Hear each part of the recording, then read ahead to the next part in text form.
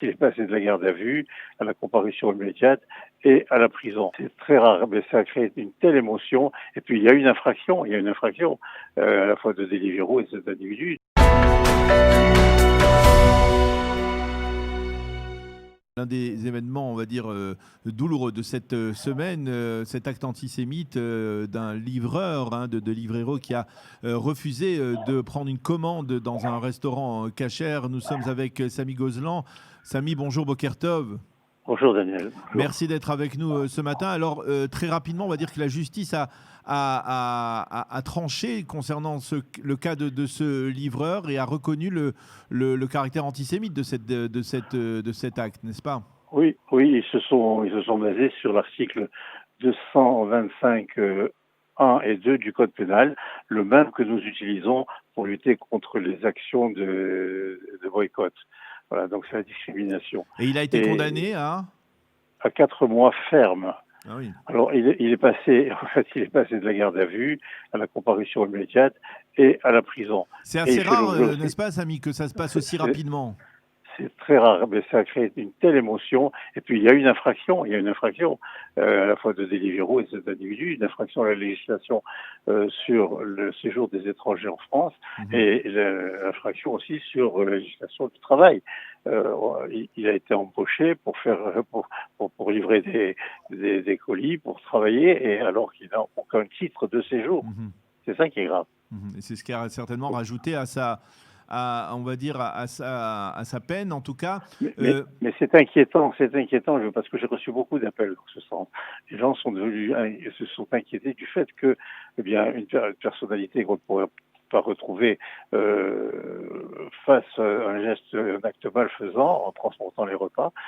Je saisis le ministre de l'Intérieur, je m'en suis entretenu avec le Grand Maire de Paris, et également je vais saisir la CNIL parce que ces gens-là, il va falloir vérifier ce qu'ils font toutes les informations qu'ils ont sur le nom d'une personne, son adresse, son étage, le numéro de code de la porte et même le numéro de téléphone. Oui. Donc alors les gens sont désormais inquiets de cette situation. Alors, comment la compagnie elle-même a réagi face aux autorités? Alors tout au début, et ça figure dans les procès-verbaux, la compagnie a été un peu rétive.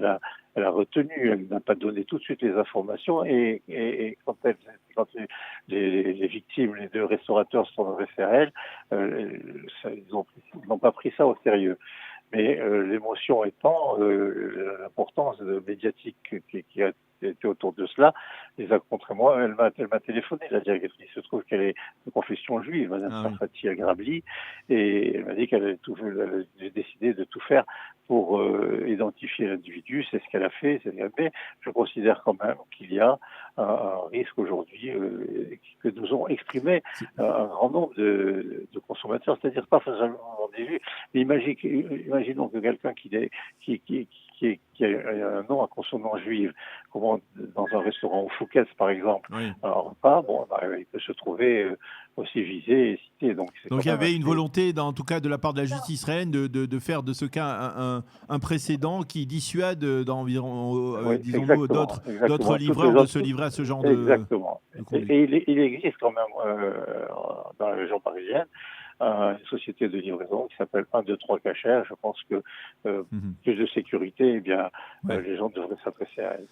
Bon, merci beaucoup Samy Gozlan d'avoir été avec nous ce matin pour terminer d'une certaine manière cette heure d'actualité sur Studio Qualita avec un développement qui est à la fois inquiétant mais aussi un petit peu rassurant par la rapidité avec laquelle les autorités juridiques ont décidé de trancher dans ce cas-là. Merci beaucoup Samy Gozlan et merci pour votre vigilance. C'est le cas de le dire face à la lutte contre l'antisémitisme. Shabbat Shalom. Shabbat Shalom.